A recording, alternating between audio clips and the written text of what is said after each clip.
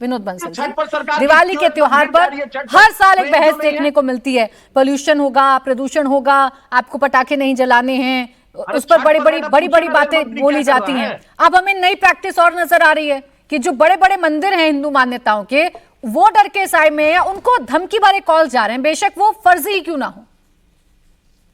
प्राची, सबसे पहले तो आपके सभी दर्शकों को और आप सभी पैनलिस्टों को धनतेरस की और धन्वंतरी जयंती की और आज राष्ट्रीय आयुर्वेद दिवस भी है, उनकी सबकी शुभकामनाएं। और मुझे आशा है कि आप सब लोग स्वस्थ रहेंगे, व्यस्त रहेंगे, धन दान से भरपूर रहेंगे।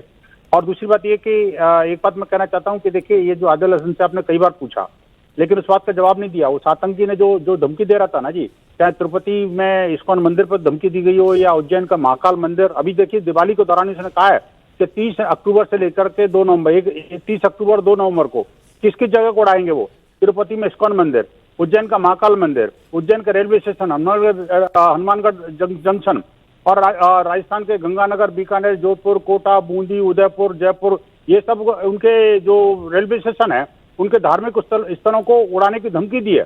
और वो आतंकवादी लिखता क्या है, ये बड़ा महत्वपूर्ण है। मुझे लगता है ये प्रकाश डालेंगे कुछ अब आतंकवादी लिखता है कि हे खुदा मुझे माफ करना, जम्मू कश्मीर में मारे जा रहे हमारे जिहादी के मौत का बदला लेंगे।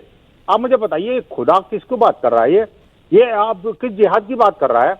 और ये जिहादी से निपटने के लिए क्या कोई तैयारी हमारी है क्या? हमें विश्वास है कि देश की सुरक्षा एजेंसियां इस चुनौती का सफलतापूर्वक निपटारा तो करेंगी और जिहादियों को भी जन्नतों में पहुंचाएंगी।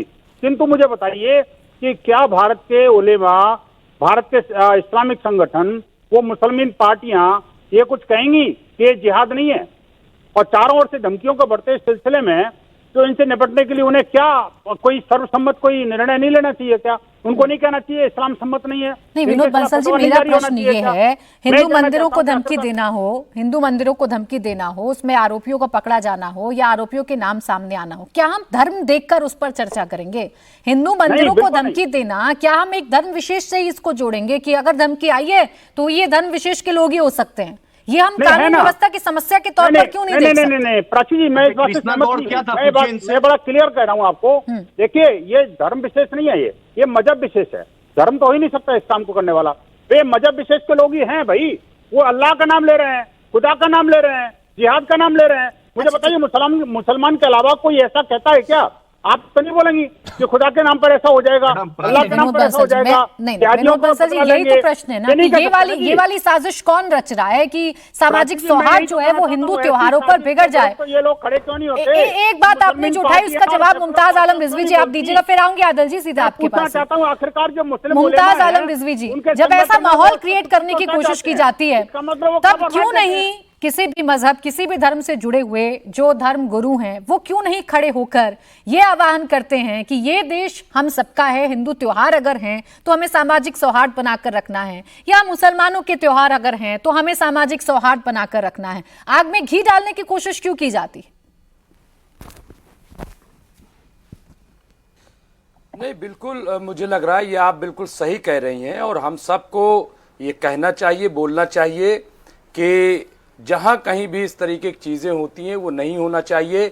और कोई भी मजहब किसी भी मजहब को डिस्टर्ब करने के लिए, लोगों को डिस्टर्ब करने की इजाजत नहीं देता है, बिल्कुल सही है और हम सबको अपील करना चाहिए। लेकिन ये लॉ एंड ऑर्डर का मसला है मैडम, ये लॉ एंड ऑर्डर का मसला है और इसको मेंटेन करने की जिम्मेदारी जो है वो सरकार की है।